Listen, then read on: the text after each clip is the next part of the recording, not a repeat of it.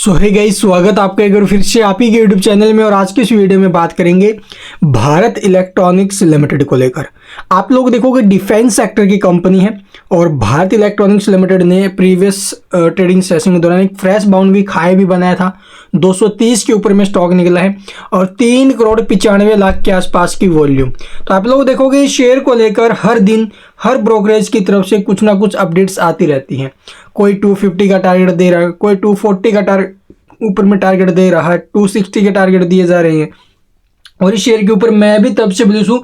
आप लोग पीछे इसके रिजल्ट्स आए थे, उस रिजल्ट्स के बाद स्टॉक नीचे में 175 तक गया था आई थिंक। ठीक है, पीछे जो Q3 के रिजल्ट आए थे उसके बाद स्टॉक में गिरावट बनी, 175 तक नीचे में गया। वहां पर बहुत अच्छे मौके थे और अभी पीछे भी स्टॉक 170-75 तक गया था भाई। जब स्मॉल कैप मिड कैप शेयरों में करेक्शन बनी थी ना, अभी एक दबाव बढ़ा था मार्च महीने में, तो वहां तक ये गए थे। उस टाइम भी आपको एक बात बोली, मौके हैं। ठीक है, और रिजल्ट से पहले चांस है 215 से 225 तक के मूव आने के, और वो हमें यहाँ पर देखने को मिले। और 225 को ब्रेक करके सस्टेन करता है तो उस कंडीशन में 250 प्लस के भी स्टॉक हमें जो है टारगेट दिखा सकता है। तो वो यहाँ पर हमें देखने को मिल रहे हैं। अभी टाइम देखो 250 को ब्रेक कर गया है और ऊपर में 228 के आसपास है, 225 को ब्रेक किया और 228 के आसपास स्टॉक है। और इसके अगले जो टारगेट है वो 250 तक के जाने के हैं। तो रिजल्ट्स अभी बाकी है, लेकिन रिजल्ट से पहले आप लोग देखोगे एक खबर आई है अभी मार्केट क्लोजिंग के बाद, काफ़ी अच्छी न्यूज़ है। इसका इंपैक्ट हमें स्टॉक के ऊपर बिल्कुल पॉजिटिव देखने को मिलेगा। और पीछे भी आपने देखा होगा, अभी एक खबर आई थी परसों के दिन कि कंपनी को जो अभी 6000 करोड़ से लेकर 6200 करोड़ तक का एक ऑर्डर मिलने की संभावना है। ठीक है, जी बिजनेस की ऑफिशियल वेबसाइट के ऊपर भी मैंने आपको दिखाया भी था वो। ठीक है, तो चलिए भाई अब देख लेते हैं आखिरकार कल क्या न्यूज़ आई है और कैसा जो इम्पैक्ट है वो हमें कल के दिन स्टॉक के ऊपर देखने को मिल सकता है। आज तो मार्केट ऑफ है। तो यहाँ पर आप लोग देख सकते हो भी कंपनी ने कल मार्केट क्लोजिंग के बाद ये नोटिस पब्लिश किया है 10 तारीख को। ठीक है, और इस नोटिस के बाद कैसा माहौल बन सकता है, क्या खबर है, तो चलिए आपको दिखाते। तो यहाँ पर आप लोग देखोगे भी कंपनी ने जो ना भी सूचना दी है इंटीमेशन ऑफ क्रेडिट रेटिंग। तो क्रेडिट रेटिंग की जो ना भी सूचना दी है। ठीक है, और कैसी है कैसी नहीं तो चलिए आपको दिखाते हैं। यहाँ पर आप लोग देखोगे भी जो भी इसकी बैंक से लोन वगैरह उठाने की जो फैसिलिटीज़ है वो यहाँ पर कंपनी ने दर्शाई है। और उसके साथ साथ जो ना भी जो क्रेडिट रेटिंग मिली है उसका बहुत ज़्यादा रोल अदा रहता है। ठीक है, क्योंकि भाई आपको पता देखो गारंटी कोई ले रहा है या फिर उससे रेटिंग से, क्रेडिट रेटिंग से जो ना भी कंपनी की क्षमता का पता चलता है भी कितना कंपनी के ऊपर विश्वास कर रहा है, कौन बैंक कर रहा है कौन नहीं। तो ये है भाई। तो यहाँ पर देखोगे अब जो ना भी लॉन्ग टर्म जो भी फंड बेस्ड लिमिट्स है वो यहाँ पर 500 करोड़ की है। ठीक है, 500 करोड़ की। और उसके बाद आप लोग देखोगे लॉन्ग टर्म अनएलोकेटेड जो लिमिट्स है वो आप लोग 300 करोड़, यानी टोटल हो गई 500 करोड़ 800 करोड़ की। तो ये जो लॉन्ग टर्म फंड फैसिलिटीज़ है, ठीक है, ये बैंक फैसिलिटीज है दीर्घकालीन के लिए आप लोग देखोगे तो ये 800 करोड़ तक की है। और इसके लिए आप लोग देखोगे जो रेटिंग मिली है, ठीक है, क्रेडिट रेटिंग, वो आप लोग ICRA है वो AAA स्टेबल रखी गई है। ठीक है, नहीं जो पहले थी वही है। उसके बाद आप लोग देखोगे भी शॉर्ट टर्म के लिए जो ना भी यहाँ पर 4500 करोड़ तक का फंड कंपनी उठा सकती है। और ये भी आप लोग ICRA की तरफ से मिली है A1+ की।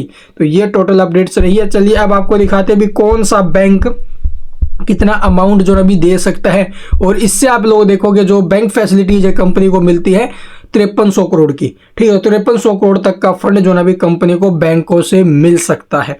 और ये रहने वाली है भाई आई थिंक फरवरी 2025 के आसपास तक की। ठीक है, ये तब तक के लिए वैलिड है। तो यहाँ पर आप लोग देखोगे भी ये देखो 15 फरवरी तक वैलिड है। तो स्टेट बैंक ऑफ इंडिया से 450 करोड़ है। ठीक है, और बैंक कैनरा बैंक से IDBI बैंक है, बड़ौदा बैंक है। तो यहाँ पर आपको जो है भी सभी के नेम देखने को मिल जाएंगे। आप लोग वीडियो को पॉज करके देख भी लेना भी किस बैंक से कितना मिलने की संभावना है। ये तो हो गया अभी लॉन्ग टर्म वाला। ठीक है, और ये जो अनलोकेटेड फंड है ये 300 करोड़ का है। ठीक है, तो यहाँ पर आप लोग देखो उसके बाद जो अभी जो शॉर्ट टर्म फैसिलिटीज है स्टेट बैंक ऑफ इंडिया दे रहा है, कैनरा बैंक दे रहा है, IDBI बैंक दे रहे हैं। तो ये सभी बैंक इसको जो अभी 4500 करोड़ तक के बैंक फैसिलिटीज दे रहे हैं। तो ये टोटल अपडेट्स है और इसका जो इम्पैक्ट है वो हमें बिल्कुल स्टॉक के ऊपर अच्छा देखने को मिलेगा, क्योंकि जो पहले थे ना उसमें कोई चेंजेस नहीं, यानी कि खराब तो नहीं है ना भाई, तो ठीक ही है। तो चलिए अब देख लेते हैं इसका डाटा वगैरह कैसा और कल के कैसे रहेंगे लेवल। तो यहाँ पर आप लोग देखोगे भी बेल को का जो डाटा वगैरह हमें देखने को मिल रहे हैं उस डाटा के हिसाब से आगे के कैसे हो सकते हैं इसके लेवल वगैरह। प्रीवियस क्लोजिंग क्या थी इसकी 228 रुपये थी ना, ओपन हुआ ये 229 के भाव में, 232 रुपये 85 पैसे का हाई स्टॉक ने लगाया, फिर थोड़ा बहुत ऊपर से प्रॉफिट बुकिंग है स्टॉक। फिर आप लोग देखोगे भी 226.50 तक नीचे में भी आया, क्लोजिंग जो इसकी हुई है 228.75, यानी कि प्रीवियस क्लोजिंग के आसपास ही हुई, कुछ खास तेजी नहीं बनी है। ऐसे में मार्केट प्राइस के ऊपर एक 12,500 क्वांटिटी के आसपास का एक सेल ऑर्डर है, और डिलीवरी पोजीशन की अगर बात की जाए तो 42% के आसपास 44% के आसपास जो है डिलीवरी उठी है। तो डिलीवरी बहुत अच्छी उठते हुए नजर आ रही है, यानी कि अच्छी खासी खरीदारी हो रही है, और थोड़ा सा सेल ऑर्डर जरूर है, लेकिन इसको लेकर परेशान नहीं होना है। अभी रिजल्ट्स बाकी है, रिजल्ट से पहले जो स्टॉक है वो आपको ऊपर में अच्छे खासे मूव दिखा सकता है। तो चलिए देखते भी नीचे में किस सपोर्ट के ऊपर काम करना चाहिए अभी के टाइम। तो यहाँ पर आप लोग देखोगे भी हमारे प्रीवियस वीडियो में मैंने इसके कुछ एक लेवल्स आपको निकाल के दिए थे। स्टॉक में एक अच्छा खासा ब्रेकआउट हमें देखने को मिला है, जो कि काफ़ी अच्छी बात है। बट एक यहाँ से आप लोग देखोगे कुछ एक चीज़ें हैं जो इसके ऊपर असर डाल सकती है, जैसे कि एक ट्रेंड है ऊपर में, ठीक है, ऊपर की जो ट्रेंड लाइन है ना, ये से आप लोग ड्रॉ करोगे 1 आवर टाइम फ्रेम के ऊपर, और तब आपको पता चलेगा भी कैसा माहौल बन सकता है स्टॉक में। अगर ये ट्रेंड लाइन ब्रेक आता है इसका, ऊपर में स्टॉक इसका निकलता है, तो पहला टारगेट 240 250 ये हमें क्वार्टर रिजल्ट तक देखने को मिल सकते हैं, या फिर क्वार्टर रिजल्ट से पहले भी देखने को मिल सकते हैं। अभी रिजल्ट डेट अनाउंस नहीं हुई है, तो इसलिए ये लेवल टूटना बहुत ज़्यादा जरूरी है। अदरवाइज आप लोग देखोगे स्टॉक इस लेवल के आसपास चलता है या फिर इसके आसपास पहुंचता है तो एक अच्छा खासा डीप आता है स्टॉक में, यानी प्रॉफिट बुकिंग होती है। तो यहाँ से आप लोग ये डीप बना स्टॉक में, और प्रीवियस का जो हाई है वो भी इसने तोड़ा है यहाँ पर, ठीक है, प्रीवियस का हाई भी टूटा है। तो यहाँ से अगर ये फिर से डीप बनता है इस लेवल से, फिर से स्टॉक में यहाँ से रिवर्सल आता है, तो आप लोग देख सकते हो अभी स्टॉक पहुंचा हुआ जरूर है, लेकिन यहाँ से स्टॉक में फिर से ऊपर से थोड़ा बहुत फॉल आते हुए नजर आए। अगर यहाँ से स्टॉक में फॉल आया तो इसका जो एक अच्छा खासा डीप बनना जरूरी है, ठीक है। फिर तो इसमें 10-15% का डीप आ सकता है, और उस 10-15% के डीप के बाद स्टॉक में फिर से रिकवरी बनेगी रिजल्ट्स के कारण।